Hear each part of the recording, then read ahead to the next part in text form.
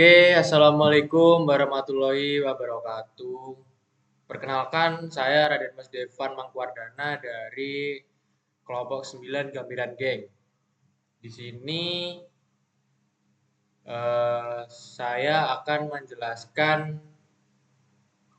pada materi hari ini bukan saya guys ya, kami akan menjelaskan apa itu ERD dan materi pada hari ini tuh adalah mengenai basis data.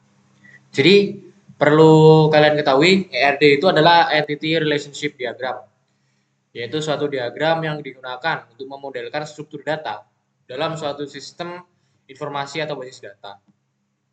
Jadi gunanya ERD ini untuk memudahkan ya, untuk menggambarkan lebih tepatnya relationship antara penjual dan pembeli ataupun sebaliknya. Jadi lebih tepatnya itu ya untuk menggambarkan biar lebih mudah lah.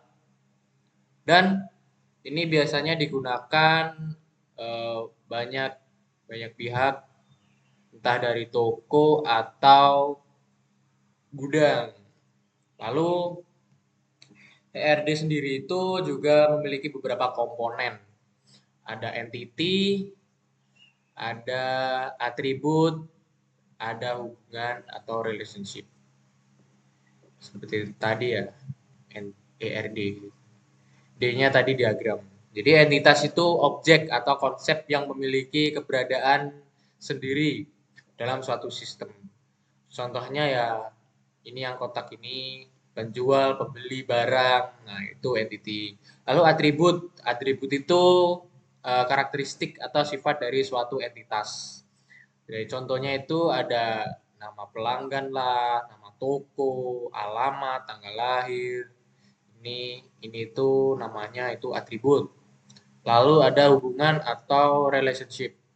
Hubungan itu koneksi ya antara dua atau lebih entitas. Jadi ini dengan ini itu hubungan atau relationship. Ini penjual pembeli membeli ke penjual, penjual menjual ke pembeli lewat sini. Ini namanya relationship. Untuk cara kerja atau struktur bekerjanya ini bagaimana, nanti ada teman-teman saya yang akan menjelaskan lebih lengkap. Dan apa-apa saja yang akan diperlukan pada materi pada hari ini, yaitu diagram basis data ERD. Oke, nantikan saja ya guys. Di sini saya akan melanjutkan tentang penjelasan teman saya sebelumnya. Perkenalkan, nama saya Sony Gilang Laksono. Di sini saya akan menjelaskan lebih rinci tentang entitas, atribut, dan juga relasi. Nah, entitas yang terdapat pada diagram ERD di sini adalah sebagai berikut, yaitu penjual, pembeli, dan barang.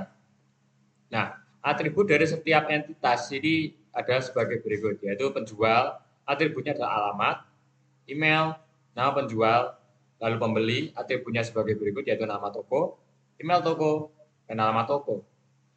Lalu atributnya entitas barang, yaitu adalah merek, SKU, expired, dan harga.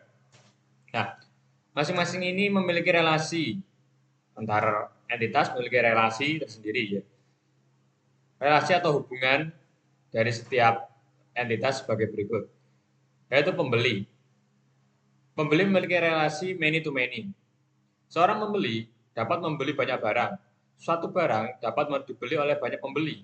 Maka dari itu diperlukan solusi, diperlukan tabel transaksi pesanan untuk pembeli dan barang. Lalu penjual menjual barang dengan relasi one to many. Satu penjual dapat menjual banyak barang. Satu penjual hanya memiliki satu barang. Solusinya, barang harus memiliki atribut ID penjual sebagai forwarding key. Untuk penjelasan diagram seperti itu, selanjutnya akan dilanjut teman saya untuk menjelaskan tentang tabel ERD. Assalamualaikum warahmatullahi wabarakatuh. Izin masuk. Sebelumnya saya ingin melanjutkan penjelasan dari teman saya. Saya Muhammad Khairul Dwi Firnanda. Saya di sini akan menjelaskan tentang tabel ERD. antara tabel pembeli, tabel penjual, dan tabel barang. Tabel pembeli menyimpan informasi tentang pembeli termasuk email, nama pembeli, dan alamat. Dan tabel penjual menyimpan informasi tentang penjual termasuk email, nama penjual, dan alamat. Dan yang terakhir, tabel barang yang menyimpan informasi tentang barang yang dijual, termasuk SKU, harga, dan merek. Dan selanjutnya, pembeli membeli barang. Untuk mengimplementasikan relasi ini, diperlukan penambahan kunci asing ke salah satu tabel. Umumnya, penambahan kunci tunggal dilakukan ke tabel yang merepresentasikan relasi banyak dalam relasi satu ke banyak. Jika diperlukan tabel baru dapat dibuat, misalnya transaksi yang berisi kunci asing dari tabel pembeli dan tabel barang. Selanjutnya, penjual menjual barang. Sama seperti relasi sebelumnya, diperlukan penambahan foreign key jika perlu.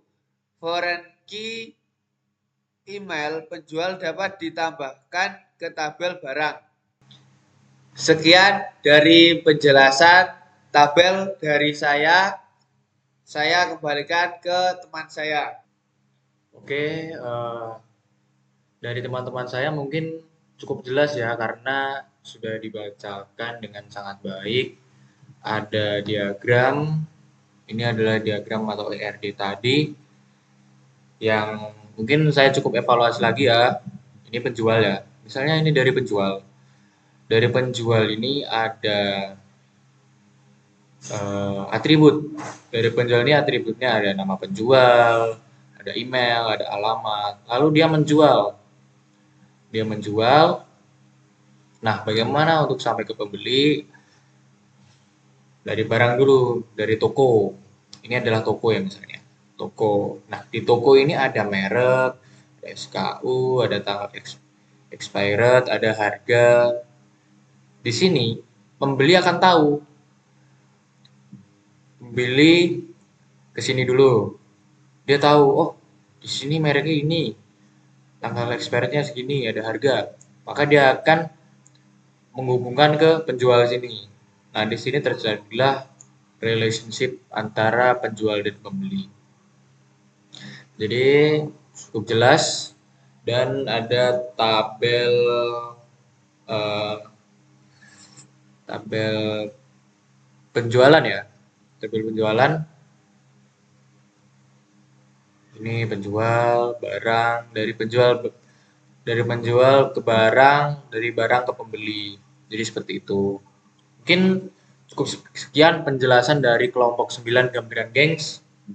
Jika ada kekurangan yang mungkin akan ditanyakan, mau ditanyakan langsung hubungi saja nomor-nomor terkait tentang gambaran geng. Oke, sekian. Wassalamualaikum warahmatullahi wabarakatuh.